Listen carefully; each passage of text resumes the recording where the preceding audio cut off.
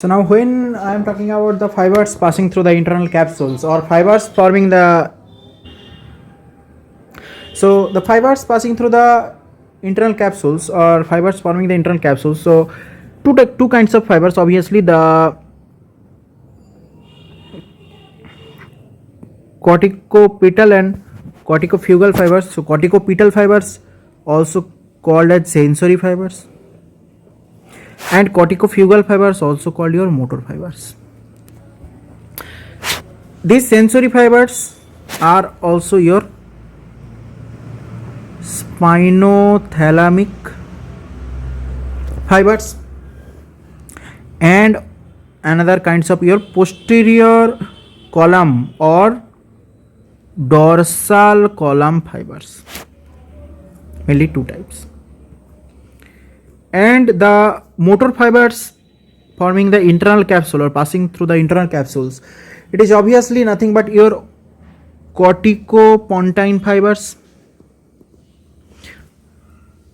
Next is your pyramidal tract or pyramidal fibers. Last is your extrapyramidal. All right. So first let's talk about the motor ones. So motor fibers, in this motor fibers,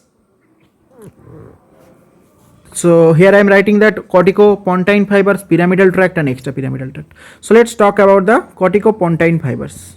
Okay, corticopontine fibers.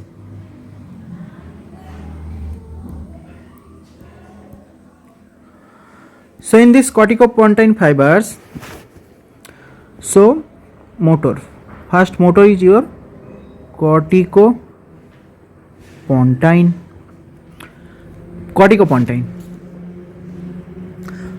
These fibers are originating from your cortex, cerebral cortex, and ending at your pons. That's why these fibers are called your corticopontine fibers. Okay, so corticopontine fibers are originating from cerebral cortex and terminating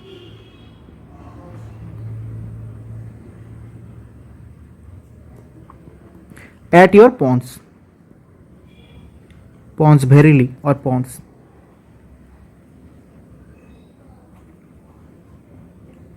This is about origin and termination of the corticopontine fiber. All right. So now, if the corticopontine fibers is originating from the frontal lobe of your cerebrum or large brain, then this corticopontine fiber is called your frontopontine. If this corticopontine fiber is originating from your parietal lobe of the cerebral cortex, then it is called your parieto-pontine fiber. If this corticopontine fiber is originating from your occipital lobe of the cerebral cortex, then this is called your occipitopontine fibers.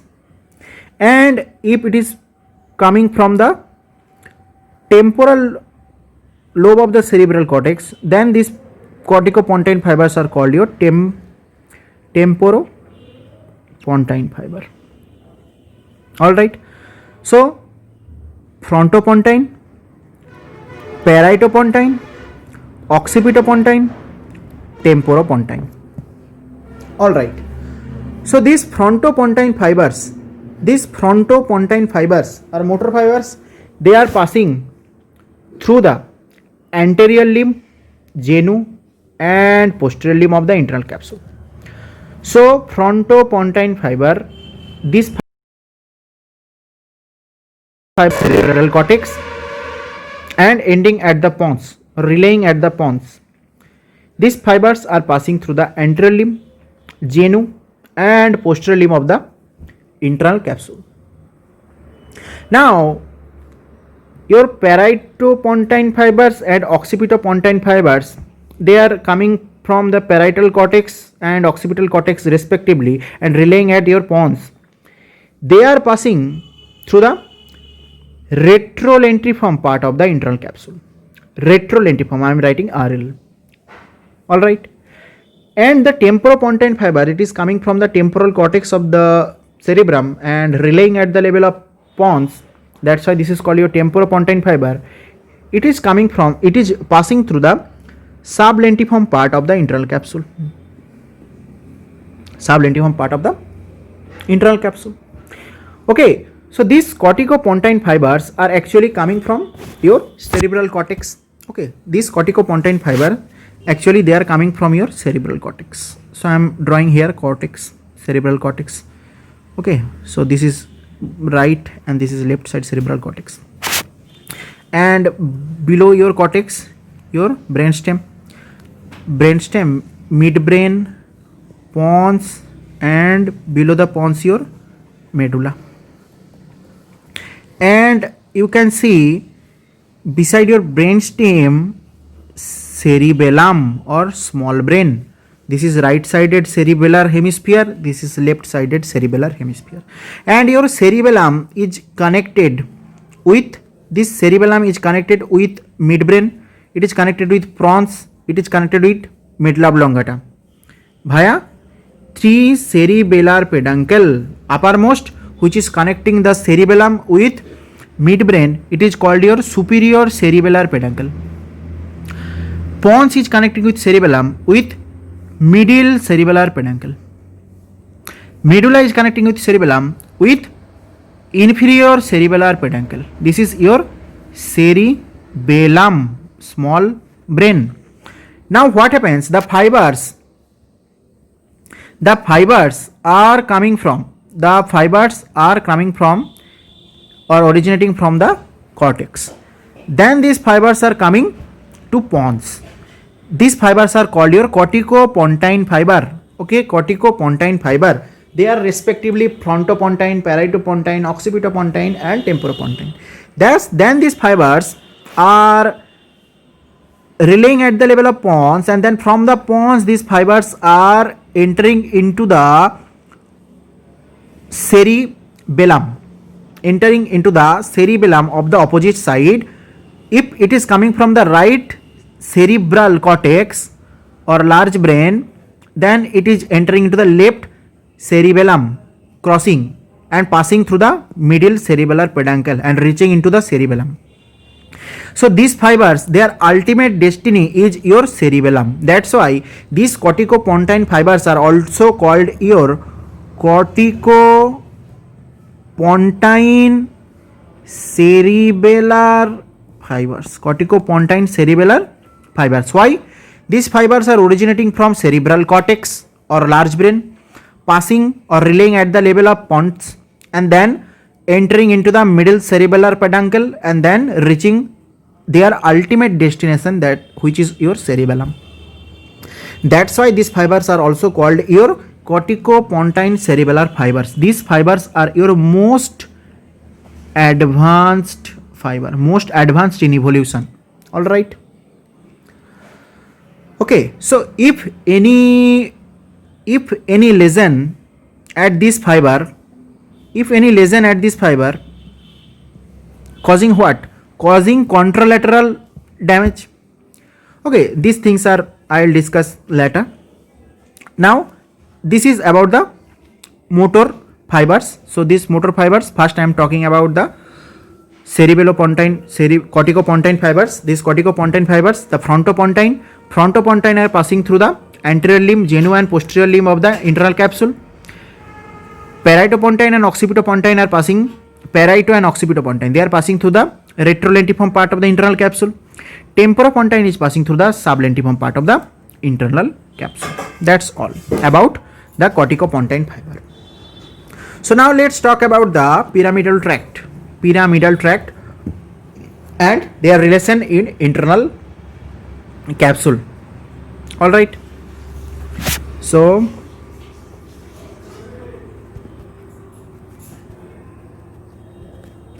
pyramidal tract and their relation in internal capsule.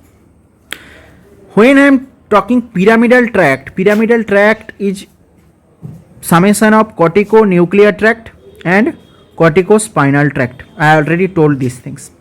Why they are called pyramidal tract? Because they are passing through they are forming the pyramid pyramid at medulla oblongata level. Pyramid at medulla oblongata level. That's why they are called pyramidal tract. They are actually the motor tract. If it is corticonuclear tract, then they are originating at cortex and they are relaying at brainstem level. Brainstem level, generally the motor nucleus of cranial nerve.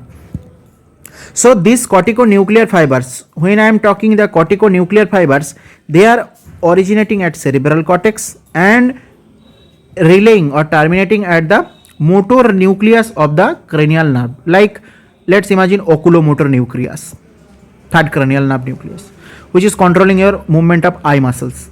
Okay, so corticonuclear tract, they are actually the head neck region. They control actually the muscular movement of head neck region. And the same corticospinal tract is also originate from the cortex and terminate at the spinal cord level. That's why they are called corticospinal. And though corticonuclear is terminating at the nucleus of the cranial nerves, that's why this is called corticonuclear. All right. So this corticospinal tract mainly controlling the muscles of upper limb, trunk and lower limb. Okay, so one important example which I want to tell about this corticonuclear tract and corticospinal tract. This is the, you can see this picture. When you are putting a, or you are trying to put a thread through a needle, first your eye muscles, your ocular muscles or your eye is looking at the eye of the needle or foramen of the needle, and then your muscles of finger, lumbricals muscles are working in putting this thread into the needle. So first it is necessary to localize where the foramen of the needle is. This is controlled by your corticonuclear tract. This is controlled by your corticonuclear tract because this is totally the muscles of eye is working. And when you putting this needle with the help of finger of your hands, at this moment your corticospinal tract is working and causing activation of your lumbrical muscles or fine movement muscles of your hand. Okay, so this corticonuclear tract and corticospinal tract collectively forming your pyramidal tract. This example. Now let's talk about their position in internal capsule, if it is corticonuclear tract and if it is corticospinal tract. Corticonuclear tract, it is totally passing through the genu of the internal capsule. I previously also told this thing. And corticospinal tract is passing through the posterior limb of the internal capsule. Alright, and obviously corticospinal tract at the lower medulla level, okay, it is crossing to the opposite side of the medulla and then controlling the contralateral upper limb muscles, contralateral trunk muscle, contralateral lower limb muscles. Okay, that's why any injury at internal capsule causing contralateral hemiplegia of the opposite side muscles. All right, so these things I already told you. If this is your internal capsule,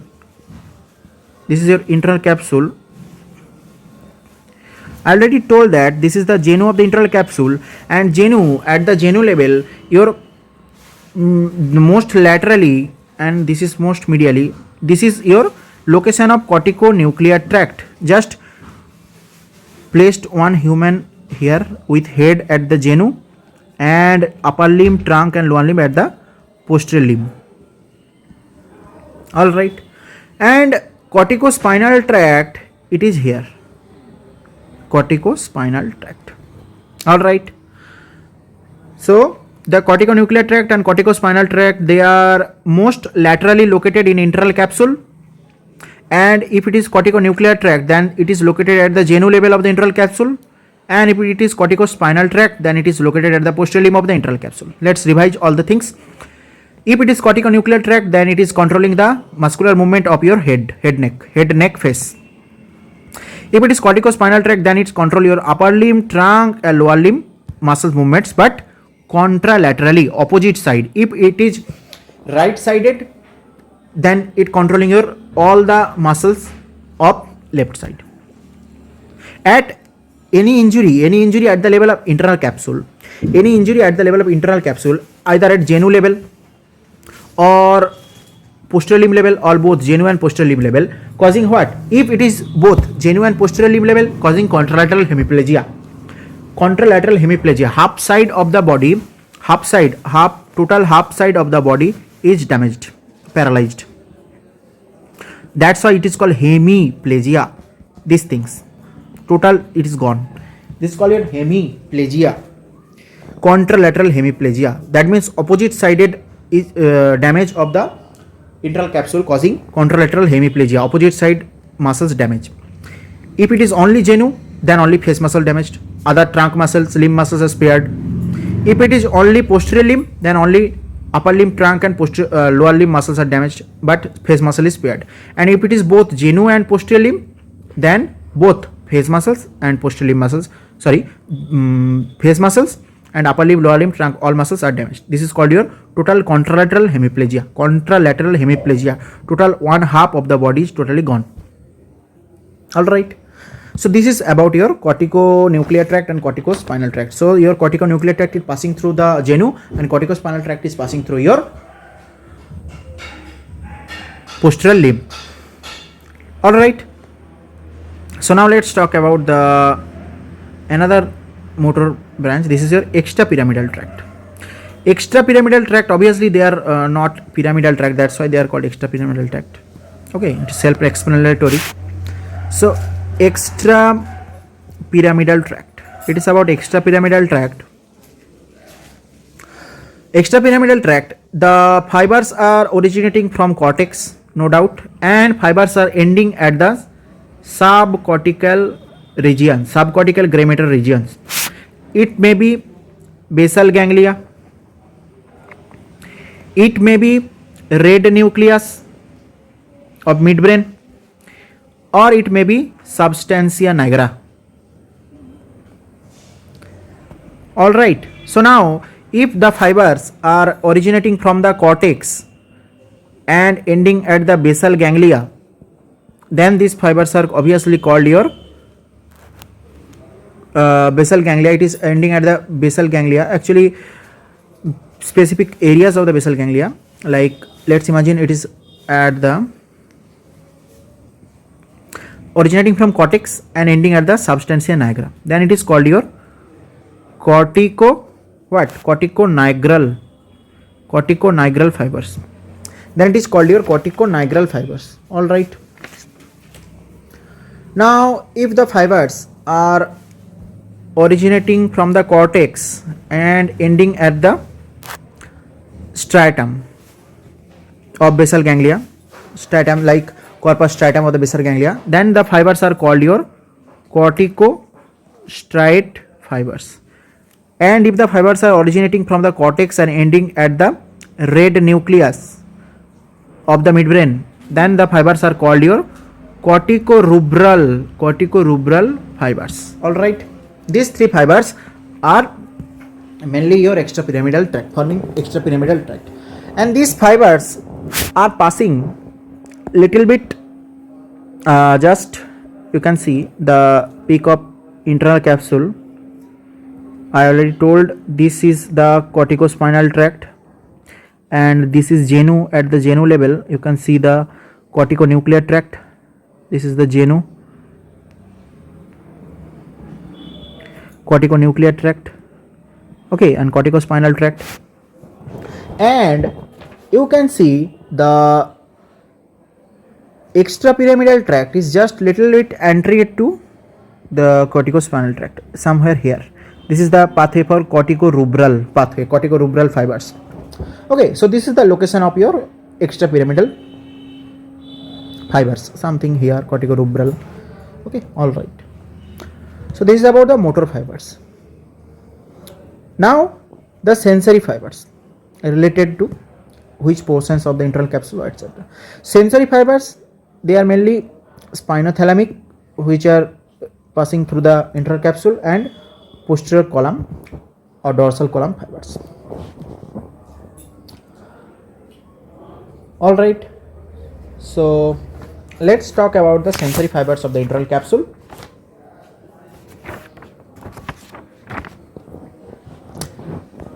First, let's talk about thalamic radiations, various thalamic radiations. Let's imagine this is the, somewhere here is your thalamus is located, and this is your anterior, this is your posterior. These fibers are your anterior thalamic radiations, fibers coming from thalamus and entering or ending at the cortex. This is your anterior thalamic radiation.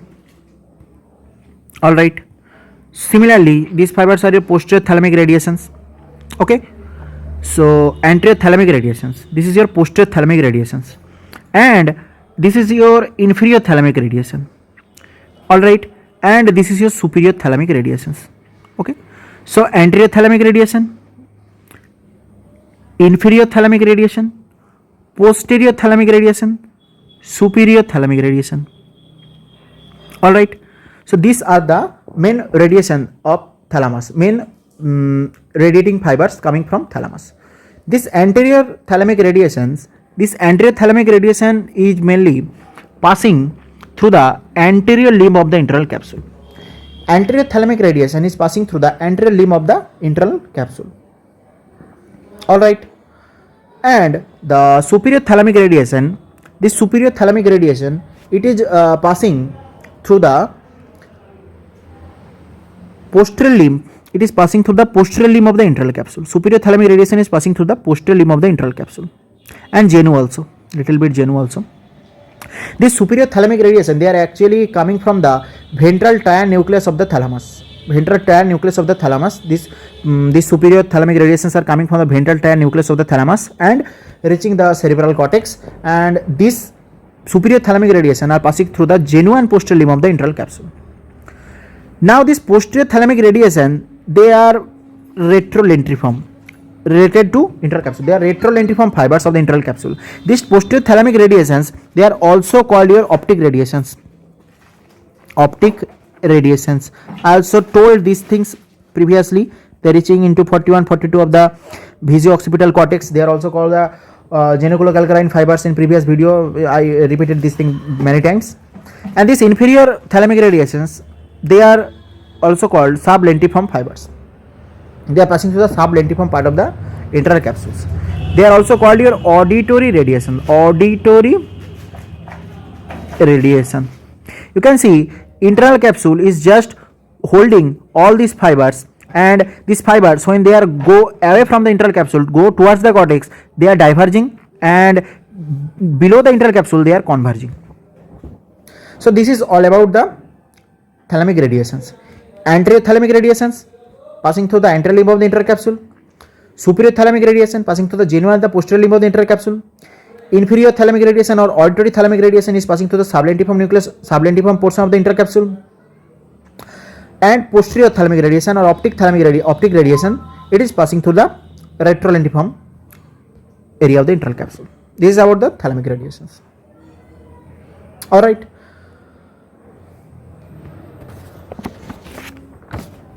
So I think this is all about the internal capsule. I think this is all about the internal capsule. So let's summarize all the things here.